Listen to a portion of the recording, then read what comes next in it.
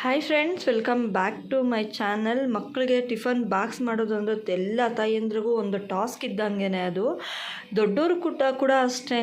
ಈಗ ಬೆಳಗ್ಗೆ ಮಾಡಿದ ನೈಟಿಗೆ ತಿನ್ನೋದಿಲ್ಲ, ನಾಳೆ ಬೆಳಗ್ಗೆ ಏನಪ್ಪ ಮಾಡೋದು ಅನ್ನೋದೇ ದೊಡ್ಡ ಚಿಂತೆ ಆಗೋಗಿರುತ್ತೆ. ಹಾಗೆ ಯೋಚನೆ ಮಾಡಬೇಕಾದ್ರೆ ಒಂದು ರೆಸಿಪಿ ನೆನಪು ಬಂತು ನನಗೆ.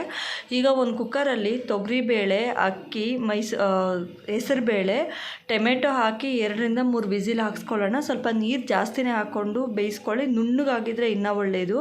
ಈಗ ನಾನು ಅಕ್ಕಿ ಬೆಂದಿದೆ, ಕುಕ್ಕರಲ್ಲಿ 2 ವಿಸಿಲ್ ಹಾಕ್ಸ್ಕೊಂಡಿದ್ದೆ. ಆಗ ಇನ್ನು ಸ್ವಲ್ಪ ನೀರು ಹಾಕಿ ನಾನು ಚೆನ್ನಾಗಿ ಮಿಕ್ಸ್ ಮಾಡ್ಕೋತೀನಿ. ಈಗ ಒಂದು ಬಾಣಲಿಯಲ್ಲಿ ಸ್ವಲ್ಪ ಈರುಳ್ಳಿ, ಒಣಮೆಣ್ಸಿನ್ಕಾಯಿ, ಕರ್ಬೇವಿನ ಸೊಪ್ಪು ಹಾಕಿ ಚೆನ್ನಾಗಿ ಫ್ರೈ ಮಾಡ್ಕೋತೀನಿ.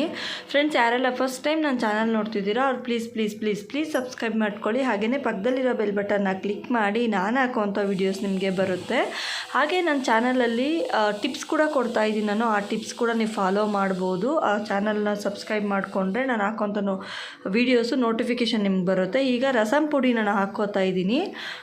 ರಸಂ ಪುಡಿ ಹಾಕ್ಕೊಂಡ್ಮೇಲೆ ಸ್ವಲ್ಪ ಉಪ್ಪು ಹಾಕ್ಕೊಂಡು ಚೆನ್ನಾಗಿ ಕಡಿಮೆ ಉರಿಯಲ್ಲಿ ನಾನು ಫ್ರೈ ಮಾಡ್ಕೋತಾ ಇದ್ದೀನಿ ಫ್ರೆಂಡ್ಸ್.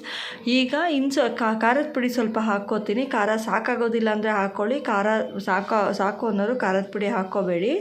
ಈಗ ನಾನು ಹುಣಸೆಹಣ್ಣು ಸ್ವಲ್ಪ ಒಂದು ನಿಂಬೆಹಣ್ಣು ಗಾತ್ರ ಅಷ್ಟು ಹುಣಸೆಹಣ್ಣು ನಾನು ನೆನೆಸಿ ಇಟ್ಕೊಂಡಿದ್ದೆ, ಅದರ ನೀರು ಕೂಡ ಹಾಕ್ಕೋತೀನಿ.